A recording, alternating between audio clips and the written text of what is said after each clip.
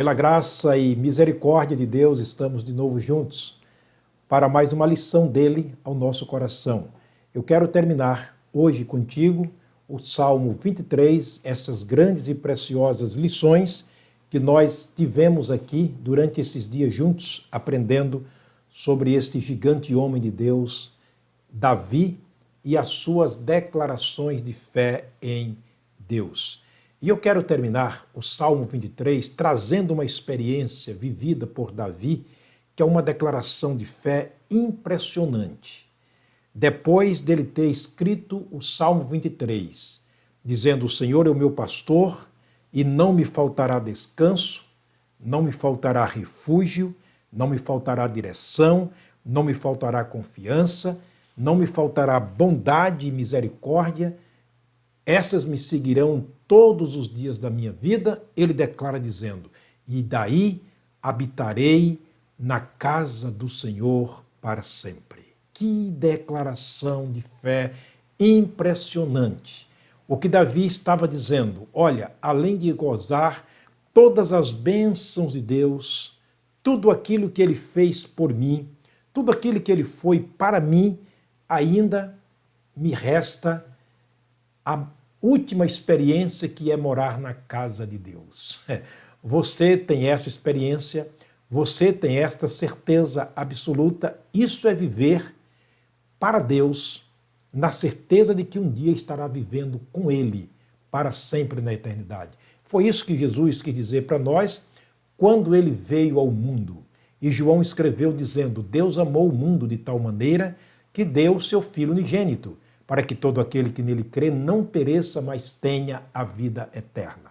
Davi tinha uma concepção correta do que era ser crente, do que era servir a Deus, uma vida completa, uma vida íntegra, uma vida de obediência total a Deus, e isso lhe trouxe essa certeza de que quando daqui partisse, ele estaria com Cristo na eternidade, ou com Deus na eternidade.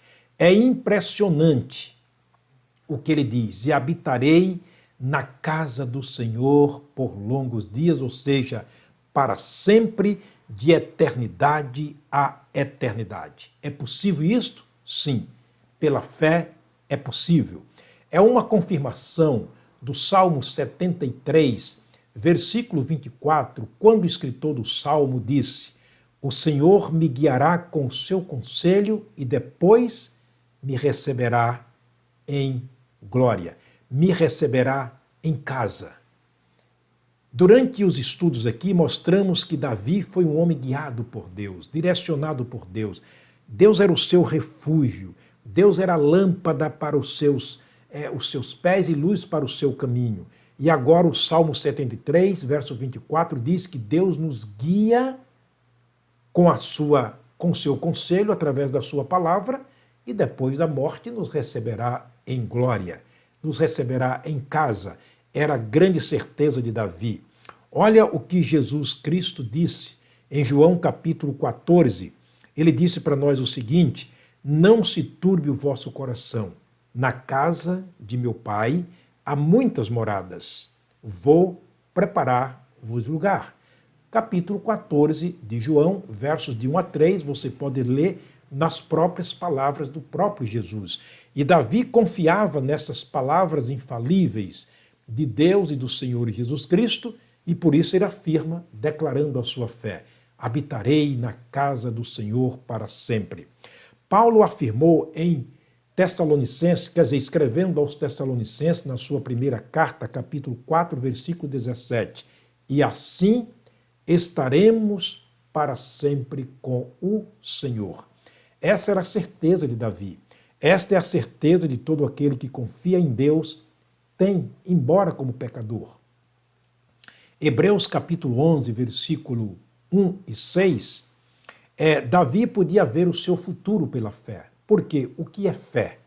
Capítulo 11, versículo 1 de Hebreus, diz o escritor: ora, a fé é o firme fundamento das coisas que se esperam e a prova daquelas que se não veem.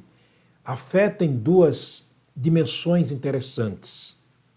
é o firme fundamento das coisas que a gente está esperando no futuro, mas já é a prova daquelas que não está vendo com os olhos. Paulo, escrevendo aos Coríntios, no capítulo 2, versículo 9 da sua carta, ele disse: ora, aquilo que o olho não viu, aquilo que o ouvido não ouviu, aquilo que não subiu ao coração do homem, são as coisas que Deus preparou para aqueles que o amam. Verso 10 ele diz: e essas coisas foram reveladas pelo Espírito de Deus. E ele vai dizer no final do versículo: aquele que tem o Espírito de Deus discerne tudo muito bem e por ninguém é discernido. E ele diz: nós conhecemos tudo porque temos o Espírito de Deus. Davi tinha o Espírito de Deus, portanto ele podia ver o futuro, as coisas que ele esperava e tinha certeza das coisas que ele ainda não estava vendo. No versículo 6, o escritor de aos Hebreus, capítulo 11, vai dizer: sem fé é impossível agradar a Deus.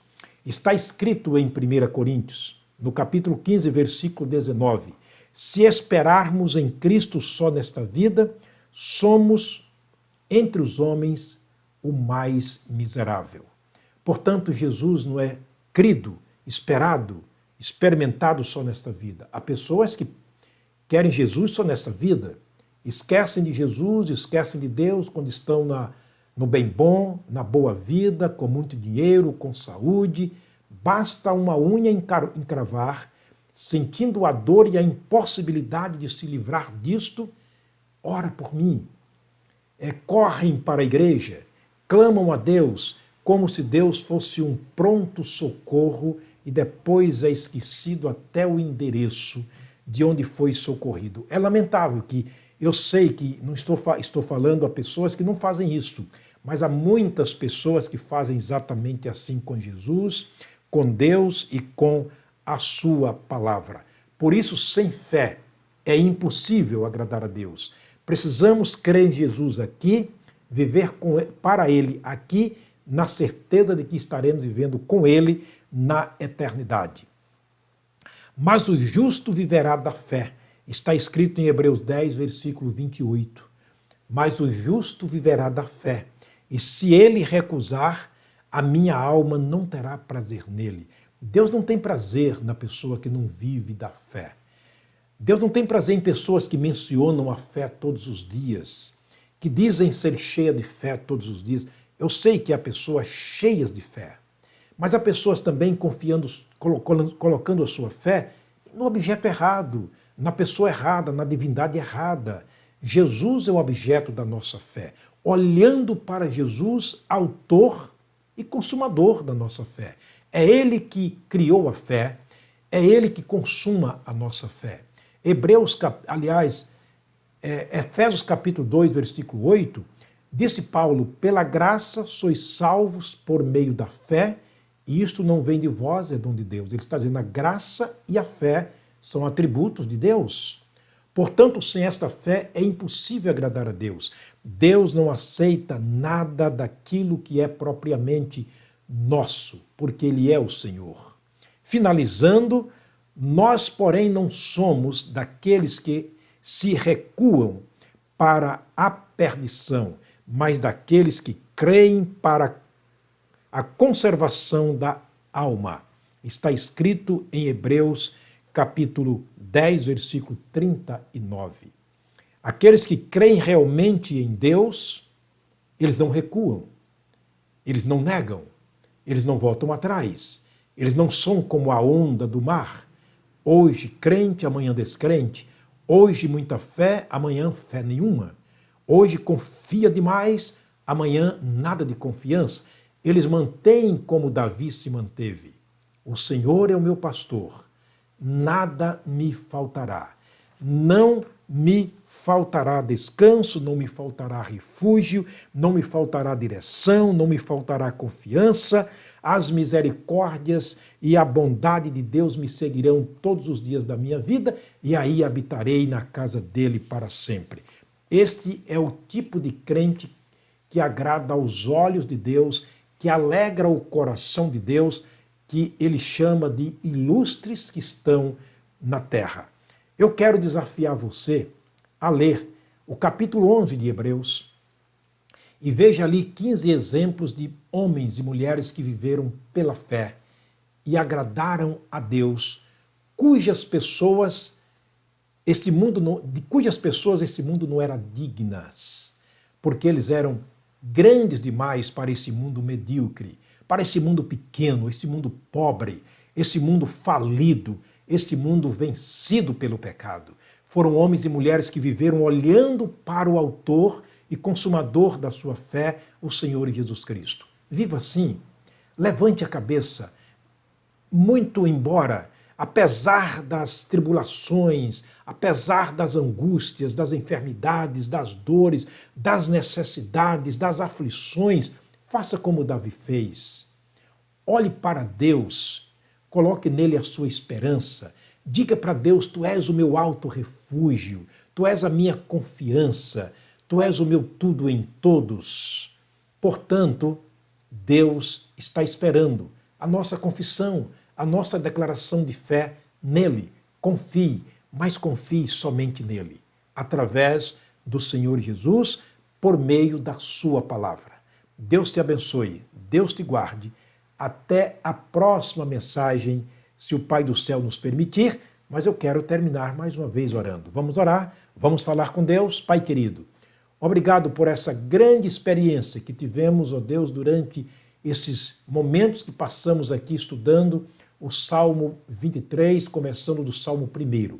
Obrigado, Deus, pela experiência de vida que Davi deixou para nós, a grande experiência de fé que ele deixou para nós, a declaração de que um dia estaria com o Senhor na glória, depois de gozar as bênçãos do Senhor aqui na terra.